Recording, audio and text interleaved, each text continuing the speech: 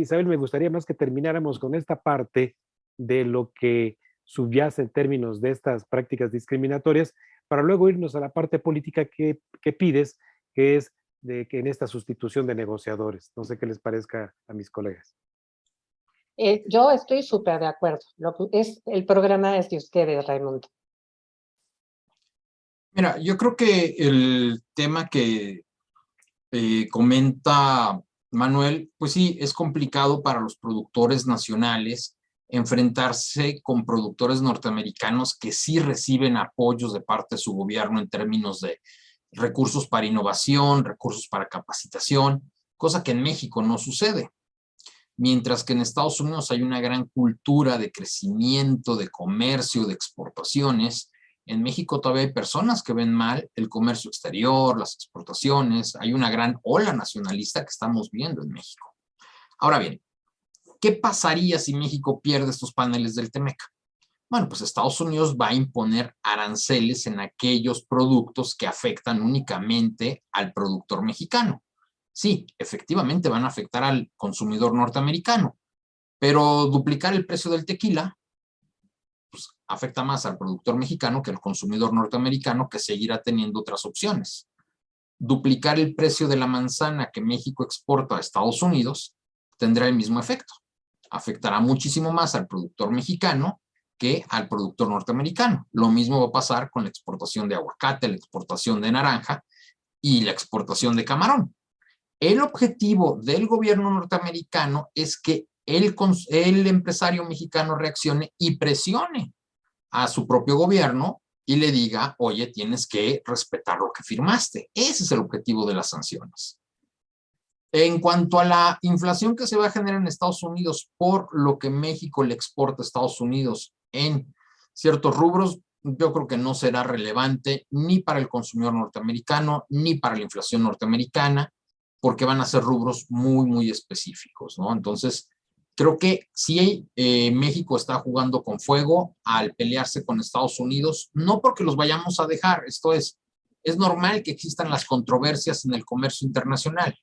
Antes de que Estados Unidos nos demandara en el sector energético, Estados Unidos había demandado a Canadá en el sector de lácteos y México y Canadá habíamos demandado a los norteamericanos por los subsidios a los autos eléctricos que le piensa poner el gobierno de Joe Biden a sus autos eléctricos, y México y Canadá dijimos, sí, está bien, ponle subsidios, pero también a los que se construyen en Canadá y en Estados Unidos. O sea, en Canadá, México y Estados Unidos, que los subsidios sean parejos para todos, no nada más por los autos que se construyen en Estados Unidos, porque eso evidentemente viola las reglas de origen, porque tú vas a considerar un auto hecho en América del Norte, le vas a dar un trato preferencial, un subsidio preferencial a los autos que se construyan en Estados Unidos, y a los autos construidos en México y en Canadá no les vas a dar ese trato preferencial. ¿De qué se trata? Entonces ya tenemos controversias dentro del mismo TEMEC, es normal en las relaciones comerciales, pero también debemos de saber cuáles son las sanciones a las que nos haremos acreedores. Ahora bien, si Estados Unidos nos aplica sanciones comerciales en 2023 en el motor de la economía nacional, que son las exportaciones nacionales, pues nos van a poner contra la espada y la pared. Nos van a llevar directo a una recesión, sin lugar a dudas. ¿Por qué? Bueno, pues porque en este momento el sector que está creciendo fuertemente en México son las exportaciones. El mercado interno está estancado y en consecuencia México hoy depende más que nunca de las exportaciones. La última cifra de balanza comercial nos dice que México está exportando alrededor de 530 mil millones de dólares acumulados en los últimos 12 meses, y eso representa alrededor del 50% del PIB, que anda sobre los 1.2, 1.4 billones de dólares. Entonces, es una cantidad impresionante lo que exportamos a Estados Unidos. Entonces, hay que tener cuidado, sí, siempre hay fricciones, vamos a ver cuánto nos van a costar esas fricciones y hay que entender esos aranceles cómo se van a aplicar. El objetivo no es que vayan a llegar a las cuentas nacionales y a quedarse con las reservas de Banco de México, sino que se hace a través de aranceles muy específicos a sectores muy específicos, buscando que los productores nacionales se quejen con el gobierno mexicano y hagan presión para que México cumpla con sus acuerdos dentro del TEMEC. Muy bien. podríamos entrarle a este tema y diferir un poco y variar, pero creo que merece la pena un poco entrar a lo que y muy importante lo que está pasando en la Secretaría de Economía. Voy a dar un contexto muy rápido. Independientemente de, perdón, una disculpa, independientemente de lo que se pueda decir del gobierno de Andrés Manuel López Obrador y de la 4T, 4 años en la relación bilateral tuvimos discursos, pero los hechos fueron distintos. Independientemente que es muy debatible que si jugaron, que los contratos leoninos de CFE, que después entraron, que después salieron, que hubo la multa que mencionó Raimundo, al final había una relación que nos dejaba en los hechos, no cuando traemos este odio y esta amblofobia. En los hechos, pues tú decías, bueno, estamos muy mal, pero el plan Mérida nada más le cambiaron de nombre, sigue, dicen que sacaron la DEA, pero en realidad se firmó otro acuerdo por otro lado, se hizo el acuerdo en la frontera donde se contuvo la migración de Centroamérica para acá, que fue muy impulsada por los gringos, pero también es un acto de humanidad, ¿no? Hay que ser muy gachos, muy desalmados para permitirle a un transmigrante cruzar con todos los riesgos que representa nuestro país. En cuestión de maquiladoras, siguieron llegando las inversiones estadounidenses, muchas de otros países se fueron, se expandieron muchas plantas, todo porque había cierta comodidad y cierta seguridad. Cambia una secretaria de Economía y llega Tatiana Cloutier. Nos espanta un poco, pero sorprendentemente continúa con estas políticas inteligentes, moderadas, en beneficio de que se continúen con estas labores de libre comercio. Y ¡pum! De repente nos llevamos la sorpresa con su renuncia. Llega Raquel Buenrostro, que no se caracteriza por ser una persona que conozca mucho de economía y del mundo, y tiene una fama y una reputación de unos asesores que son demasiado radicales. Y la parte que nos ocupa ahorita, que es hablar del TEMEC, la pone en manos de un muchacho que yo lo conozco muy bien, no sabía que tenía idea de comercio exterior, un politólogo que le ha echado ganas a la sombra de su padre, Alejandro Encinas Jr., y pues tengo que decir Jr. porque su único mérito es ese, ¿no? Ser hijo de Alejandro Encinas. Y aunque no me conviene hablar públicamente de esto por lo que me dedico, pues tiene mucho que demostrarme. Prefiero retarlo como empresario del comercio exterior a que demuestre qué va a ser inteligente para nosotros. Y bien, todos estos despidos. Luz María de la Mora, la renuncia más lamentable, pero todos los jefes de área, ¿no? Mencionaste a Mónica Lugo, que entre otras cosas, pues es la pareja de Kenneth Smith, se casan en estos días. Kenneth Smith fue el último jefe negociador del TEMEC, y podemos irnos área por área, Nora, una cantidad de gente valiosísima que ha salido, que nos preocupa mucho en el sector del comercio exterior. ¿Qué va a pasar? ¿Por qué lo hacen? ¿Y qué quieren lograr con esto? Si va a haber un cambio de política industrial, perdón. Perdón, te quería nada más tantito hacer un comentario. Estados Unidos y Canadá insisten en que la política energética de México nada más sirve para favorecer tanto a Pemex como a CFE, y eso es lo que sí los tiene molestos, ¿sí? Pero continúa, Manuel, te sigo escuchando. Nada más quería yo exponerte esto. Estos cambios, porque uno de los grandes problemas es que tenemos discursos, tenemos hechos que no son congruentes, pero no conocemos una política clara. A mí me gustaría, de verdad, así sea la que sea, que separaran y dieran una política congruente. Dijeran, nuestra política en materia de Congreso Exterior es esta, nuestra política industrial es esta, nuestra política para el mercado interno va a ser esta. No, estamos viendo que son ocurrencias en la mañanera y se siguen llevando las cosas. Sí. Por ejemplo, en energía, ahora que vemos que el Mayacán ya no lo empiezan a construir, he escrito mucho sobre todo lo que se está haciendo en cuanto a que se queda y se compromete Andrés Manuel a una cosa, ya lo construir, hace otra, pero de repente lo ves haciéndole sus ductos para que los gringos puedan exportar desde México gas licuado a Europa. Entonces, yo por lo menos no acabo de entender o no hay una claridad en todo esto que está pasando. Y todos estos cambios y la gente que está llegando, cualquiera que tenemos contactos y amigos en la Secretaría de Economía y fuentes, sabemos que llegan con un solo requisito, ser amigos del subsecretario, por lo menos en cuestión de comercio exterior. Muy preocupante porque comercio exterior, el capítulo que quieras, las reglas que quieras, no se puede improvisar. Se necesita conocimiento y experiencia, se necesitan profesionales y desafortunadamente hoy no vemos qué vaya a pasar con eso. Manuel, Carlos e Isabel, mira, lo que pasa es de que eh, justamente la ausencia de todo tipo, de todas estas políticas que tú enlistaste, es la ausencia de un modelo justamente de desarrollo local. La ausencia de un plan nacional de desarrollo que presentó Carlos Ursúa lo dice todo. Al momento en que Andrés Manuel presenta más un plan político e ideológico de postura de régimen, de su mentada transformación. Mucho ojo. Cuando él denosta, niega, ataca y habla contra el modelo neoliberal, es propaganda política que él sabe perfectamente que la columna vertebral de un modelo de neoliberalismo económico es el libre comercio, caramba. O sea, él lo que está haciendo es darle continuidad a ese modelo neoliberal, ¿verdad?, al que ahora denomina la transformación de la vida pública, cuando la columna vertebral sigue siendo el libre comercio. Cuando habla de modelo neoliberal, está hablando de esa columna vertebral.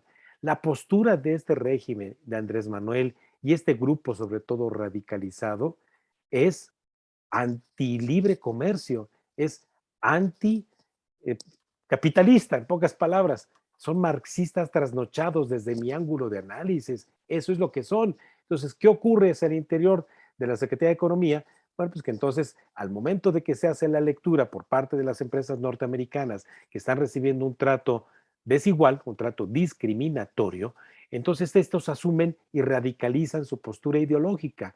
El hecho de que haya renunciado la señora Tatiana Cloutier es porque es la única, junto con el secretario de Relaciones Exteriores, que por protocolo están sentados en la mesa, face to face, con sus contrapartes. No están sentados ahí Rocío Nale, no está sentado Manuel Bartlett, no está sentada la señora Beatriz Müller, no están sentados los radicales, los bolivarianos, no están sentados ahí y son los que radicalizaron la postura de Andrés Manuel, incluso con la amenaza, ustedes la recordarán, de que iba a fijar su postura en materia de política energética en el día 16 de septiembre. Fijó su postura ideológica al poner la canción de Chicoche, que, uy, qué miedo, estoy temblando. Fijó una postura grosera y grotesca ante un asunto de carácter técnico. Entonces, ¿qué es lo que ocurre? Que pues obviamente la señora Tatiana Cloutier, al recibir esa señal de postura radicalizada, dijo, yo no me voy a sentar más en la mesa, ¿de acuerdo? A que me den con todo y cubeta mis contrapartes. Así que mejor me voy. Esa es la lectura que Raimundo Tenorio está haciendo. Y entonces entra un grupo porril que creen que sentarse a una mesa de negociaciones es dar un golpe en la mesa. En negociaciones internacionales, cuando un equipo robusto, como el que seguramente está sentado allí en esas consultas, que es el equipo norteamericano, ve que cambian por completo el equipo negociador que está enfrente, pues la postura justamente los engrandece más a los norteamericanos porque está haciéndose notar que su contraparte va a buscar la radicalización y van a fijar una postura que no le va a convenir. El hecho de que Rocío Nale, repito, Manuel Bartlett y todo este grupo bolivariano estén conformando este grupo porril, creen, repito, que con un golpe en la mesa, con fijar cara dura, con eso van a lograr doblegar a su contraparte. Y no es así, ¿de acuerdo? Incluso, Y nada bueno, más pues, sí, voy a interrumpir un poquito, mírame. Carlos, porque quiero aportar algo a lo que dice Raimundo, muy importante. Tan que México tenía la experiencia mundial y los mejores negociadores, que hoy en día a todos los que ves que han estado y han sido partícipes, son asesores a nivel mundial en varios países. Están reconocidos en muchísimas empresas. Tienen los despachos más importantes globales de consultoría en tratados y negociaciones internacionales. O sea, lo que dices es radicalmente triste, digo, quitándole el extremo que yo espero que estos jóvenes que están llegando no se radicalicen y traten de alguna manera de seguir con nuestro blindaje que tenemos de la institución en cuanto a lo que somos. Es verdaderamente lamentable la cantidad de profesionales de comercio exterior y consultores que hay a nivel global mexicanos que están triunfando en el mundo y que México los desaprovecha rotundamente. Perdón, quería nada más hacer esa señalación. Señalamiento. Bueno, se supone que López iba a reunir con John Kerry, ¿no? Enviado especial de Estados Unidos precisamente para hablar sobre la política eléctrica y también parece sobre el litio Isabel, también, ¿no? No. Estaban comentando. Sobre ese tema, no, es sobre la reunión de la COP27 la semana que viene en Egipto, en donde el señor Kerry lo que anda haciendo es concientizar, entre otras cosas, a sus socios justamente de América del Norte en los compromisos en materia de política ambiental y de la agenda de Tokio. Sí, que también producción de energías limpias y futuras inversiones, que todos iban a tratar. No creo que el propósito de la agenda sea hablar de la política en materia eléctrica. El señor Kerry se cansó de venir 3, 4 veces y recibir puras pinches promesas, ¿verdad? Y mentiras podridas de parte de este equipo radical de Rocío Nale y Manuel Bartlett. Entonces son mentiras que están fugando, como siempre, ¿no? Lo que dice son cortinas de humo, son cortinas de humo. Exacto. Gracias por la aclaración, Raimundo, porque eso estaban diciendo y es importante que sepan que no era cierto. Adelante, Carlos, perdón. Bueno, es importante señalar varios puntos. ¿Cuál es la controversia, para empezar, de Estados Unidos con México en el tema del TEMEC, en temas energéticos? Hay 4 puntos muy importantes.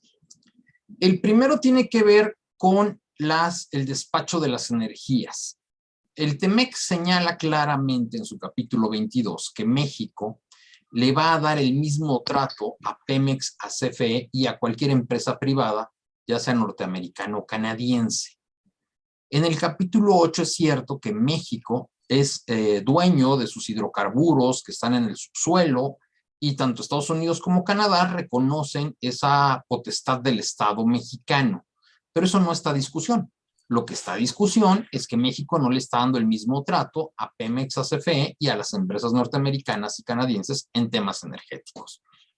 El mismo trato sería que, de acuerdo a la reforma energética de 2013 todavía vigente, yo voy a comprar la energía más barata sin importar de quién la provea. Si la provee una empresa mexicana, una empresa extranjera o Pemex o CFE, se la voy a comprar más barato. Y la ley de la industria eléctrica que propone el presidente López Obrador, pues hace lo contrario. Dice, le vamos a dar prioridad a CFE. Eso viola el Tratado de Libre Comercio. El segundo punto es cuando uno importa gasolina norteamericana o de otro país, uno tiene que pagar impuestos a la entrada, ya sea en el puerto o en la frontera. En cuanto entra al territorio nacional, hay que pagar los impuestos. No. Se hizo una ley especial para que Pemex no pague el IEPS, sino hasta que los gasolineros le piden la gasolina. Entonces, eso le da algunos días de ventaja a Pemex sin pagar impuestos. Entonces, los privados dicen, oye, no estás haciendo correctamente las cosas. El otro punto tiene que ver con los permisos. Durante los últimos 3 años, la Comisión Reguladora de Energía no había dado permisos para generación eléctrica. La Comisión Reguladora de Energía está obligada a darte el permiso siempre y cuando cumplas con todos los trámites que te pides. Una ventanilla únicamente la Comisión Reguladora de Energía realmente, porque ya cumpliste con todo lo que se te pidió.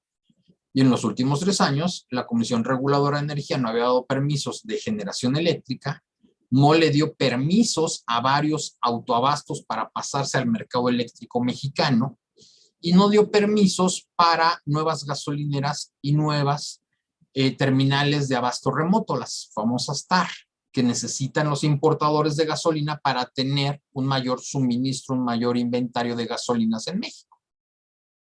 Vamos a suponer una marca norteamericana, Exxon o ESO, compran primero 100, 200, 500, 1000 gasolineras y después ponen sus propias TAR para ellos tener sus propios inventarios en México. Pero si la CRE no les da esos permisos que les tendría que dar, pues entonces Exxon y ESO van con Estados Unidos y se quejan, oye, México no me está permitiendo entrar y competir al mismo nivel que sí le está permitiendo a Pemex en el caso de gasolinas y en electricidad a la CFE. ¿De qué se trata? Estás violando el tratado México, Estados Unidos y Canadá, el TEMEC. ¿Por qué es importante que México no lo viole? Porque el sector energético es un sector intensivo en recursos. Estamos hablando de $1 millón para poner una gasolinera, 100 millones para poner una TAR. Estamos hablando de $1 millón por cada megawatt. Entonces, 50 megawatts son 50 millones de dólares los que están en juego, que ya se invirtieron en México, que ya me comprometí a comprar los equipos, que yo esperaba que en un mes me dieras el permiso y vamos a 3 años y no me lo has dado. Y luego peor, invertí en un parque eólico o en un parque solar 500 millones de dólares y resulta que ahora no me quieres comprar la energía, a pesar de que te la estoy vendiendo más barata que mis competidores. Pues, ¿de qué se trata? Hay mucho dinero en juego. México tiene políticamente, vamos a llamarlo, los rudos y los técnicos dentro de la 4T. Los técnicos estaba la secretaria de Energía, Tatiana Cloutier, junto con Ebrard, que es el responsable de dar la cara al mundo exterior, es nuestro canciller, y probablemente el secretario de Hacienda. Ya Manuel ahí nos corregirá si es cierto o no es cierto. Y del otro lado tenemos a los rudos del sector energético que no quieren dar un paso para atrás, que son totalmente nacionalistas. Está la secretaria de Energía, la señora Nale, el señor Manuel Bartlett al frente de la CFE y el señor Oropesa al frente de Pemex. Ellos son los rudos. Y finalmente ellos fueron los que provocaron, de acuerdo con las versiones de Carlos Ursúa, su renuncia. Cuando Carlos Ursúa le dijo a Manuel Bartlett, no hay dinero para comprar nuevas plantas de energía que usen gas porque no van a ser rentables, pues Bartlett le dijo al presidente, señor presidente, quiero poner más plantas y Ursúa no me da dinero. Y Ursúa le dijo, señor presidente, pues tenemos otras prioridades. Y el presidente le dijo, pues Ursúa le tienes que dar dinero. Y Ursúa presentó su renuncia. Punto. Ahora volvió a pasar lo mismo. Cuando el presidente le dice, vamos a hacer lo que dice Rocío Nale, no hay problema, no nos va a pasar nada en términos energéticos, pues Tatiana Cloutier, que era la persona que estaba del lado de los empresarios, que tiene que ver las necesidades de los empresarios, y que los empresarios le dicen, pues probablemente no haya un embargo a Pemex y a CFE, pero a nosotros como empresarios nos van a afectar directamente los aranceles que nos va a poner Estados Unidos. ¿De qué se trata? Estamos jugando en el mismo partido que es México. También apóyennos a nosotros, aunque no seamos del sector energético.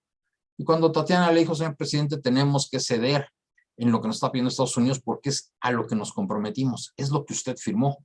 Recordemos que el presidente de México, López Obrador, fue quien firmó el Tratado México, Estados Unidos y Canadá y fue el que impulsó en el Congreso de México, en el Senado, la ratificación del mismo. No es algo que le haya heredado Peña Nieto, ni mucho menos. Fue algo que él revisó con el señor Seade y él impulsó en el Senado de México. Si no le hubiera gustado, hubiera dicho, vamos a renegociar, vamos a volvernos a sentar a la mesa. Y punto. O le pudo haber dicho a Monreal en el Senado lo paras, dices que no, y te vuelves a sentar, y pues yo no fui, fue el Senado el que quiere que se vuelva a renegociar. Pero no, fue el presidente el que dijo, vamos a aprobar el TEMEC sin cambiarle una coma. Y así lo aprobó el presidente López Obrador, no es una herencia de nadie. El presidente así lo hizo en 2019. En consecuencia, lo que Tatiana le está pidiendo al presidente es, señor presidente, tenemos que cumplir nuestros compromisos. No podemos no honrar nuestra palabra como país. Cuando el presidente habla con Rocío Nale, habla con Bartlett, habla con Oropesa y le dice, no nos vamos a mover un paso para atrás, aunque afectes a todo el sector exportador agropecuario mexicano, pues Tatiana Cloutier no tiene otra opción más que renunciar. Porque al final del día, si lo vemos en términos de cachuchas, Tatiana Cloutier y la Secretaría de Economía deben de traer la cachucha de los empresarios mexicanos. Punto. Y ellos deben de ponerse la camiseta de ellos y ver por sus intereses, que son los intereses de México. ¿Dónde estamos ahora? Pues yo creo que debimos de haber dejado a los negociadores del TEMEC, porque eran los que tenían los conocimientos de cada una de las letras que dice el TEMEC y nos pudieron haber dado una salida. Creo que era nuestra última mejor opción. Creo que, como bien señala Manuel, las personas que llegaron a la Secretaría de Economía no tienen experiencia probada alguna.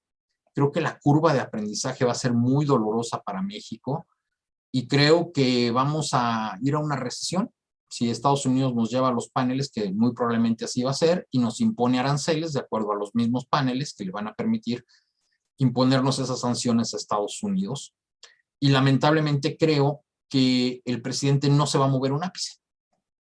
Como el presidente sabe en este momento que el sector energético puede no moverse y el que va a sufrir son otros sectores de la economía, pues el presidente está de acuerdo en que sufran otros sectores de la economía, pero que el sector energético no sufra. Recordemos que el presidente considera que la tercera transformación de México es la de Lázaro Cárdenas, ¿no? Tiene que ver con esa nacionalización. Y si eso costó lo que costó, pues que vuelva a costar lo que tenga que volver a costar y que viva la bandera del nacionalismo, y el presidente considera que hay una gran cantidad de votos que le va a dar esa bandera y ese arroparse, como en su momento lo hizo Maduro, como en su momento lo hizo Chávez, de los yanquis son gachos, son mala ondas, no nos quieren y están en contra de que nosotros vayamos en contra de los privilegios de los fifís, de los yanquis y demás. Y bueno, el presidente está preparando pues para arroparse en esa bandera nacionalista, lamentablemente. Sí, además de que no nada más los yanquis, como él puede pensar, también los canadienses, porque sí se unen a Estados Unidos en estas vicisitudes. Bueno, Canadá lo hace porque siempre se ha unido a Estados Unidos. Estados Unidos. Sí, creo que es normal, pero realmente la inversión canadiense en México no es tan elevada como es la norteamericana, y las presiones siempre vendrán más de Estados Unidos, y Canadá por quedar bien con Estados Unidos. También hay que recordar que tiene un tema ahí lácteo de leche entre Estados Unidos y Canadá. Bueno, pues podría Estados Unidos decir, mira, yo te voy a apoyar con esto, pero tú apóyame con aquella, y ya vamos 2 contra 1, ¿no? Siempre es mejor echar un montón en este tipo de negociaciones trilaterales, ¿no? Entonces, creo que además a Estados Unidos le conviene a los demócratas apoyar a sus productores de manzanas, de aguacates. En Estados Unidos también se producen aguacates, no de tan buena calidad como los mexicanos, pero se producen aguacates, se producen manzanas, se producen berries. Y bueno, pues estamos en tiempos electorales, en Estados Unidos ya se vienen las elecciones, Biden tiene que demostrar que sí puede, que puede ser un presidente duro, que puede ser un presidente que proteja a sus productores, y esos productores estarán muy felices de apoyar a Biden en las próximas elecciones. Entonces, creo que además es un tiempo electoral interesante para Estados Unidos para llevar a cabo los paneles, ¿no? Entonces, creo que va a ganar bastante Estados Unidos, y creo que México es el que va a perder más con toda esta bandera nacionalista que creo que no nos conviene en lo más mínimo, pero vamos, no estamos en tiempos de eficiencia económica, sino en tiempos electorales, en campaña permanente rumbo a 2024. Pues muchas gracias, Carlos. Vamos a ir despidiendo el programa con sus conclusiones. De verdad, qué programa tan interesante, tan enriquecedor.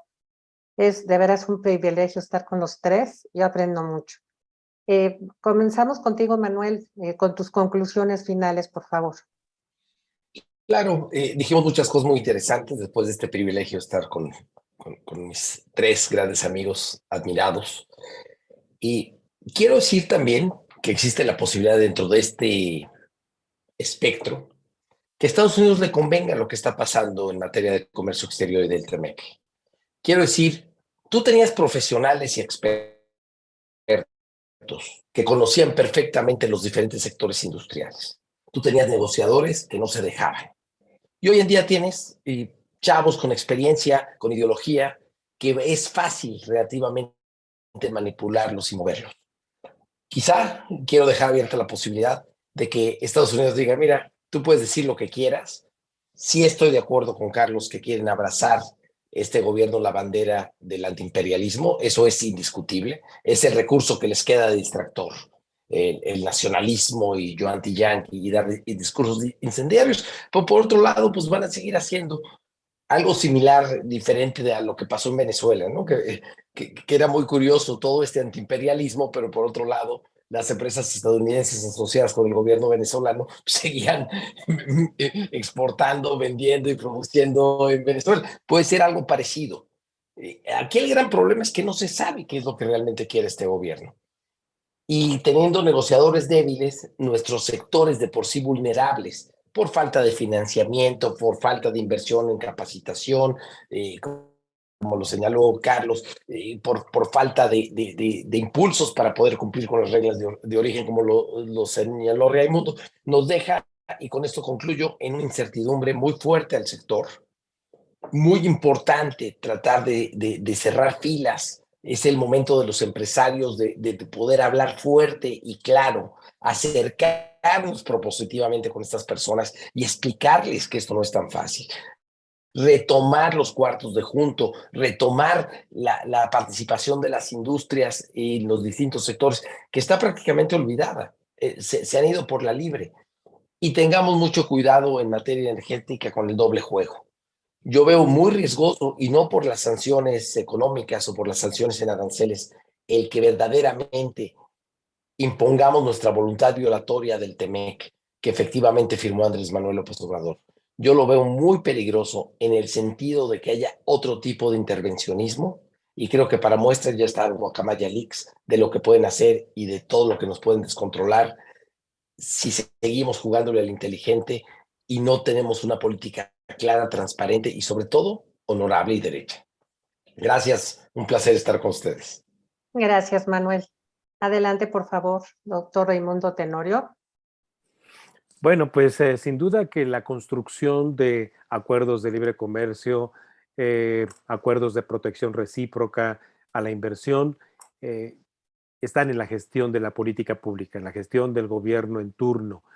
Nunca el gobierno va a ir a torcerle la mano, a hacerle manita de puerco a ningún empresario para, tienes que aprovechar el acuerdo de libre comercio con Europa y exportar a Europa, tienes que aprovechar el acuerdo con Japón y exportar a Japón, y tienes que, no, el gobierno debe ser el forjador del músculo a través justamente de llevar a cabo estos acuerdos, pero también de hacerlos respetar. ¿Por qué? Porque son las empresas justamente las que van a aprovechar este marco de acuerdos. Las empresas, estén en la localidad en la que estén, lo que hacen es construir ventajas competitivas. Como mencionó Carlos López Jones al principio, lo que tenemos son ventajas comparativas por nuestra localización, por la abundancia del factor naturaleza que nos brinda horas sol, horas sombra, agua, etcétera, para producir muchos bienes con reglas de origen, ¿de acuerdo? Que aprovechemos esas ventajas comparativas. Pero son los empresarios los que construyen las ventajas competitivas. Me gustó por eso aquel ejemplo que puso Carlos López Jones, justamente de quien construye las ventajas competitivas. Y pongo rápidamente un ejemplo. Si yo les hago la pregunta a ustedes, amigos míos, y a quienes nos están escuchando, ¿a quién posicionas como el país, la marca país, el origen país, donde se producen los mejores chocolates del mundo? Contesta tú, Isabel. ¿En dónde? ¿A qué país? México. No. Perdón. No, es Bélgica. Es Sí, Bélgica es o bien una broma, Suiza. es una Bueno, broma, es Bélgica. ¿por qué? Ni en Bélgica ni en Suiza hay una sola caña de azúcar, ni siquiera una sola planta de cacao, ni en maceta, como les digo, pero construyeron ventajas competitivas fundamentadas en la innovación, en la investigación científica, en el desarrollo de patentes, de marcas. Que en México no tendremos la suficiente calidad en estos atributos, en empresarios mexicanos que construyan y que han construido ventajas competitivas. Claro que sí. Una ventaja competitiva es desarrollar productos orgánicos que están diferenciados justamente y certificados. Entonces, créanme que yo sí, yo soy un amante y me gustaría ver en el mundo cada vez más productos que digan hecho en México. Hecho en México no quiere decir un producto nacionalista, así de envuelto y envasado en la bandera mexicana. No, hecho en México quiere decir haber agregado valor a materias primas o a bienes intermedios para ser colocados en el mundo, así haya sido con capital japonés, chino, brasileño, lo que sea, pero en México se le agregó gran cantidad de valor, se le agregó empleo. Ese es el producto hecho en México y de esos necesitamos muchos. Y finalmente, bueno, pues solamente agregar que a mí me daría mucho gusto seguirle restregando en su cara a este demagogo que cuando señaló Manuel y Carlos López Jones, este acuerdo lo firmó Andrés Manuel, supo de su contenido, es la columna vertebral del modelo neoliberal, el libre comercio. Muchas gracias. Así es. Y sí estoy de acuerdo contigo. La objetividad de crear el mejor chocolate del mundo es también la observación, ¿sí? De tener una visión para poder sacar cosas adelante y ser lo mejor en lo que se produzca. Aunque, como tú bien dices, Raimundo, no exista la materia prima en tu país. Pero la visión, la objetividad y las ganas de salir adelante es lo que le pasa ahorita al gobierno mexicano, entre otras cosas. Pero vamos a escuchar a Carlos. Muchísimas gracias por la invitación, Isabel. Como siempre, un gusto compartir mesa con grandes del sector como Raimundo y como Manuel. Yo quisiera terminar con un par de reflexiones. La primera reflexión tiene que ver en dónde está el mundo ahorita. Más allá de México, Estados Unidos y Canadá, Estados Unidos y China están creando un nuevo mundo. El mundo de los próximos 30 años no es un mundo unipolar, globalizado, como fue el mundo de 1995 al 2020. Va a ser un mundo bipolar, un mundo de Asia contra Occidente. Así vamos, ahí estamos ya. Y México es parte de la región de Norteamérica. Más que pensar en pelearnos, deberíamos de pensar en integrarnos a Estados Unidos. Esa es la razón de la visita de John Kerry todos estos días y los que hagan falta, para que México sea el proveedor de energía barata que requiere Estados Unidos en este momento. Para que México tenga la capacidad suficiente de recibir la mayor cantidad de empresas norteamericanas que podrían salir de China si Estados Unidos endurece sanciones en contra de China. Recordemos que China ha llevado a cabo varios ataques disuasivos en contra de Taiwán y ha amenazado a Taiwán con hacerlo parte de. Y del otro lado, Estados Unidos le ha dicho que si vio lo que le pasó a Rusia con las sanciones comerciales, lo piense 2 veces. Pero ¿qué pasa si eso sucede? ¿Qué pasa con todas las empresas norteamericanas que hoy operan en China? Tienen que buscar un nuevo lugar donde operar que le convenga a Estados Unidos. Eso está muy por encima de cualquier problema que podamos tener México, Estados Unidos y Canadá en este momento. Estamos creando el mundo de los próximos 30 años. Eso es lo que llamamos el nearshoring, traer empresas a una playa cercana a los Estados Unidos. ¿Y qué playa más cercana que las playas de Tijuana o las playas de Tamaulipas? Punto. Hacia allá vamos. Esa es la gran visión que debemos de entender los mexicanos. Y tenemos la enorme oportunidad de sí, a pesar del gobierno, traer una gran cantidad de empresas norteamericanas que generen una gran cantidad de empleos en México, de esas empresas norteamericanas que hoy operan en China y en todos los grandes aliados de China, comerciales en Asia. Ellos necesitan un lugar seguro desde el cual operar sus empresas y México tiene todas las características necesarias para que esas empresas norteamericanas puedan operar desde nuestro país para darle a Estados Unidos una proveeduría barata. ¿Por qué? Porque en Estados Unidos el sueldo promedio es de $30 la hora y en México el sueldo promedio es de $5 la hora. Y si las empresas norteamericanas se fueran en este momento a Estados Unidos de regreso de China, pues lo que provocaría es una enorme inflación.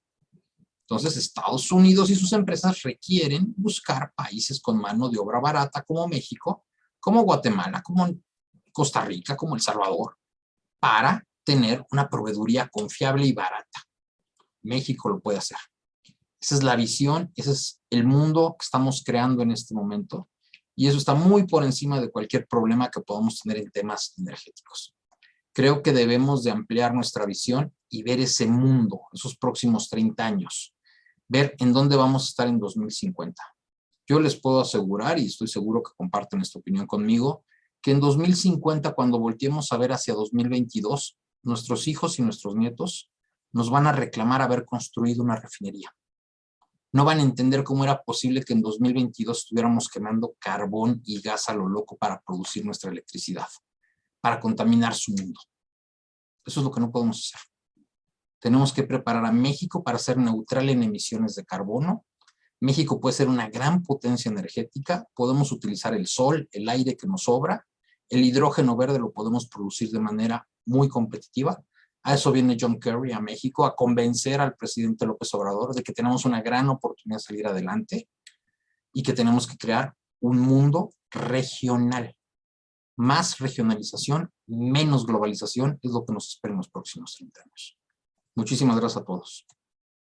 Pues muchas gracias, Carlos. Y la verdad sí, debe de pensar muy bien México. Se debe de concientizar que el TEMEC tiene un alto grado de importancia, pues al ser vecino directo tanto de Estados Unidos como de Canadá, puede traer, o más bien dicho, puede generar un gran aprovechamiento en varios sectores, sobre todo en el sector energético. Sí, estaban poniendo mucho los ojos encima de México con las energías limpias. No lo estamos sabiendo aprovechar. Esperemos que lo sepamos aprovechar, que se concientice nuestro gobierno y que no retroceda tantos años como los que quiere retroceder. Pues yo les agradezco mucho su presencia, Raimundo. De verdad, un gran honor, Carlos, Manuel. No saben, me da, o sea, un gran gusto estar con tres amigos a los que admiro y quiero mucho. Y espero que no sea el último programa. Les agradezco mucho, de verdad, mucho su presencia. Carlos, Raimundo, Manuel. Y a ustedes, amigos, ojalá sí nos ayuden a reflexionar sobre la importancia del TEMEC, de que México debe de ir a la vanguardia mundial.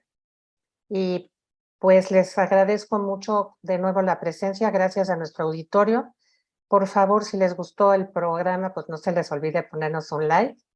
Y los invitamos a que se suscriban a la cadena UNE América, donde van a ver extraordinarios programas latinoamericanos.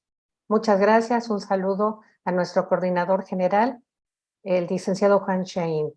Que tengan todos un excelente fin de semana. Buenas noches.